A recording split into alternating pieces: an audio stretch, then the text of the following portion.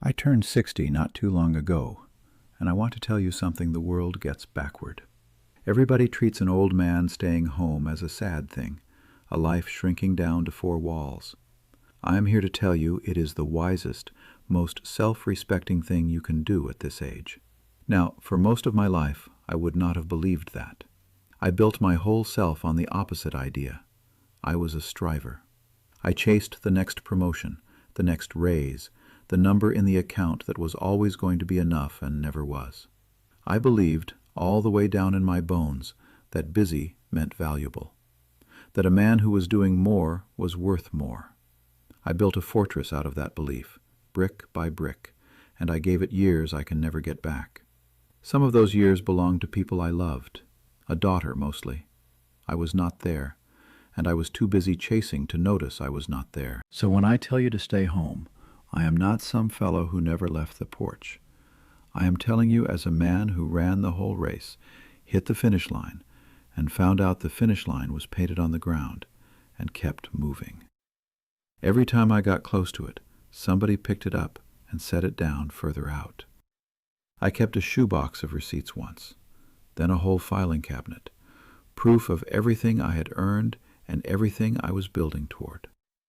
And I will tell you honest, I could not have told you what the toward even was.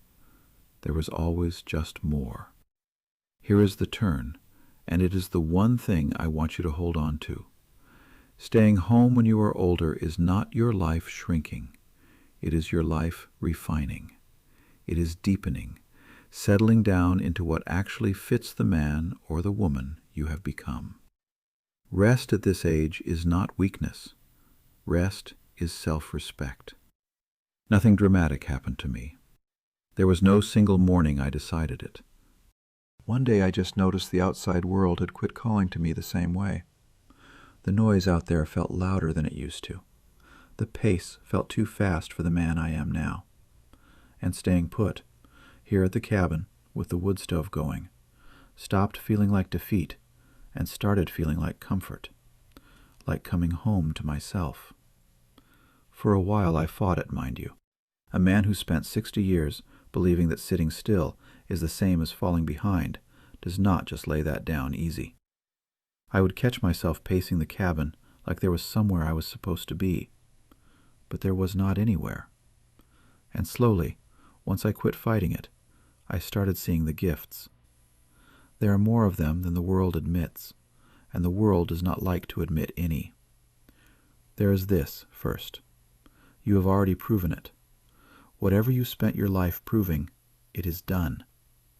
I proved mine 100 times over, and it cost me plenty. You do not have to demonstrate your worth any more. That contest is over, and you can lay the weight of it down. There is your energy, and how precious it gets now. When you are young, you spend it like it will never run out, throwing it at anything and everybody who asks. It runs out. It surely does. Every outing, every commitment, every favor carries a cost now, and you feel that cost in a way you never did before.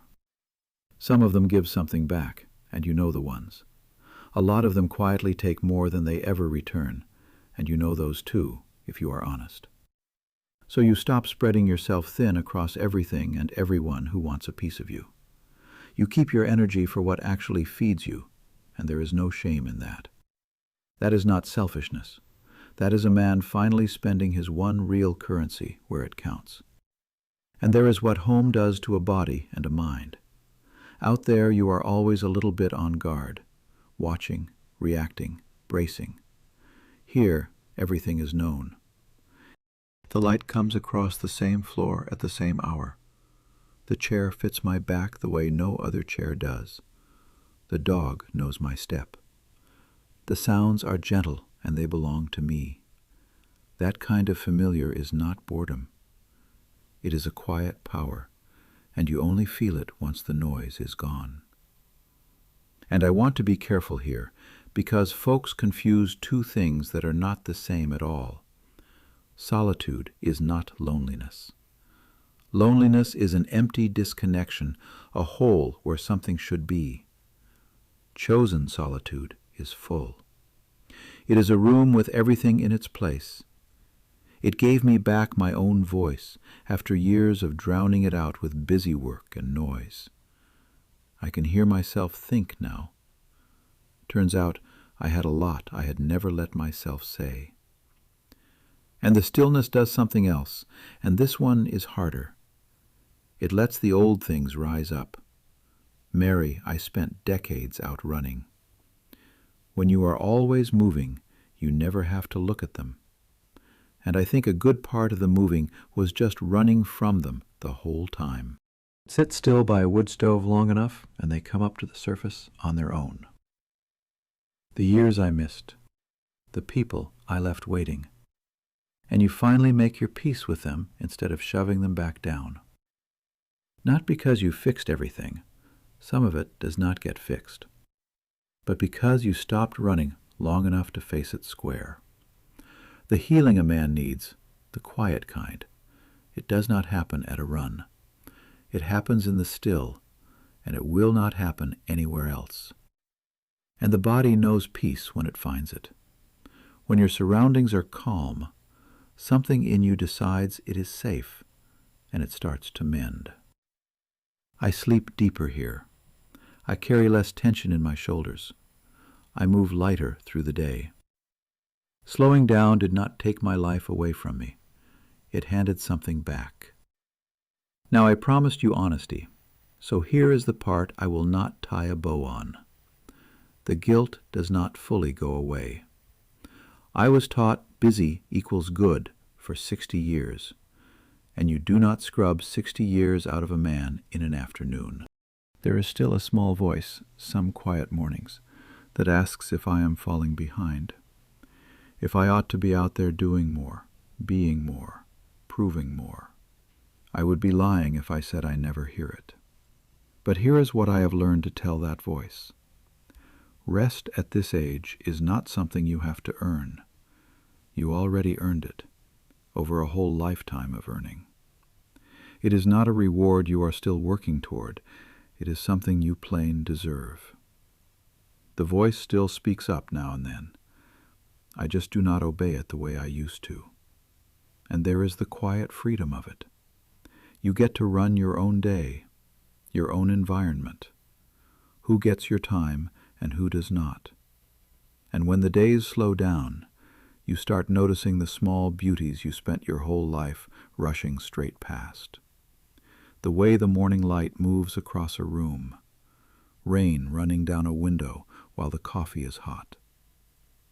I chased big things for 60 years and never once saw the light on the floor. Now I do, and I would not trade it back. And the meaning of it all shifts on you, quiet, when you are not looking. For most of my life, meaning was achievement and accumulation, the pile getting bigger, the number climbing. I thought that was what a life was made of. Now it is presence, gratitude, being here, awake, in my own skin, for one more ordinary day. No prize at the end of it, no scoreboard, just the day itself. And I will tell you, that turned out to be the thing the whole time. It was here the whole time, and I was too busy running to sit down in it. Not everyone will understand this, and you had best make your peace with that too. People will push you to stay busy. Sometimes it comes from love, from worry that you are slipping away. Sometimes it comes from their own discomfort, because a still man makes a restless person nervous. Either way, you do not owe anybody an explanation for choosing your own peace. So here is my verdict, and I offer it humble, because I got most of this wrong for most of my life. Staying home is not shrinking your world, it is refining it. Peace was never going to come from keeping up with the world out there. It comes from settling down into yourself and letting that be enough. I'm going to leave you with a picture instead of a lecture. Go find your favorite spot in your own home, the chair that fits you, the window with the good light.